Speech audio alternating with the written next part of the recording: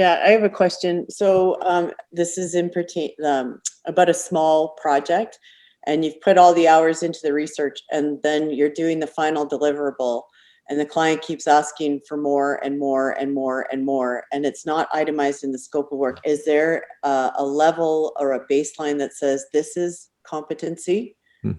You're asking over and above. We've met over and above, but you keep asking more and asking more. Is there something there that can protect the consultant from the quality criticism? Yeah. I think it's the start is with the checklist, because it ensures that you have those discussions, and the discussions with practice should lead to delineating what the client expectation is and what you're accountable for delivering, and being really clear and crisp about that. But quite aside from the ISO 2700 standard, it's something that scope creep in projects is really, really tough to control. And I know on any project I'm in, it's always tempting to, the client says, can you do this? And yeah, you want client relations, so you do this. And then all of a sudden, can you also do this? So then it's when does come the point and say, I'm really sorry, if you want that, it's a different project. So that's not an easy one to answer. Anybody have any tricks for how they deal with clients when they're in that situation? Here, project management, change management process that is approved as part of your statement of work is the typical approach. The best inference in that way, although what's in scope is important, what's not in scope is a better reflection of the project deliverables. And when the client comes to you, so you have to practice this. When the client comes to you and said, can you do this? You go, why, yes. And here's the scope difference. Yeah. So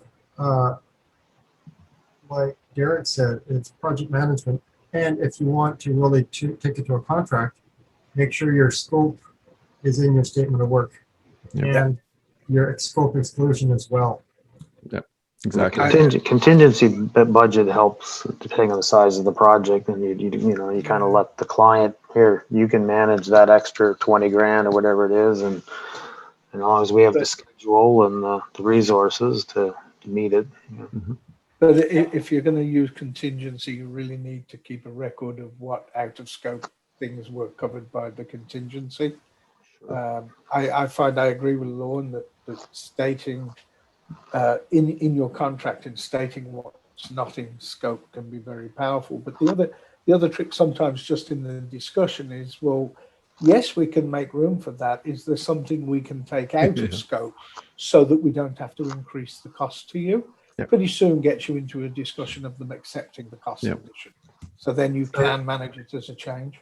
Yeah, welcome. Another technique there, instead of a contingency budget, have a risk management budget. So if you do a risk assessment to say scope increased by 10% effort equals this cost, and then you could initiate a statement of work change.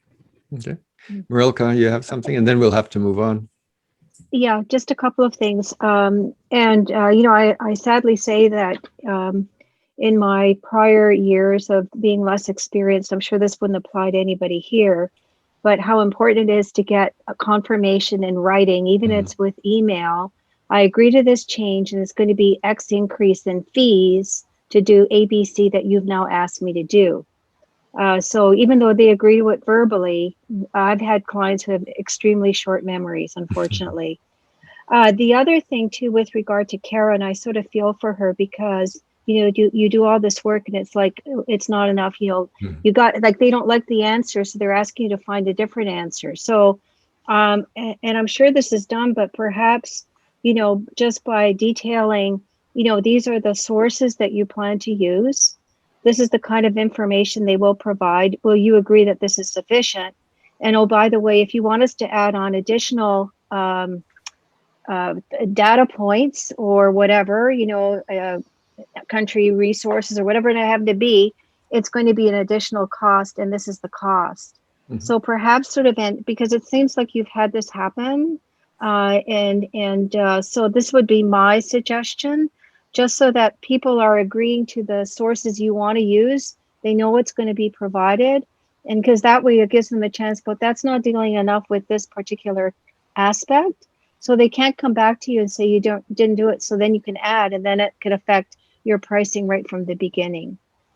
Yeah. As opposed to trying to come back to it after. It's a lot harder because, as we all know, once you sign, you've signed, and they have signed too. Yeah, I think too that's I think that where we fell out is I should have put a page number on the report, because they put all the hours into the R&D. The report was supposed to be really skinny. It was a very small after school project, and they wanted a thesis written as the final deliverable. And I'm like, no way. Yeah. Like, you've already got a 50-page document out of us, so you're not getting another 50 pages. Like, this is a tiny, tiny project here. So I think next time I'm like, no, this report, this document will be no longer than 10 pages. Right. And that's it. But yeah, I know I got myself into that. And then I was like, wow, this is sucking the life out of me. How do I get out of it? Yeah, I could exchange some notes with you on a similar experience, but we won't get into it right now. Yeah, exactly.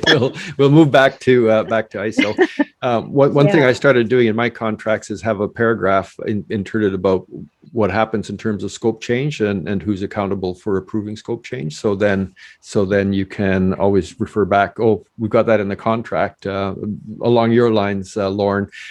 Sir, certainly we can do that. And according to paragraph 27, this is how we would go about figuring out how to do it.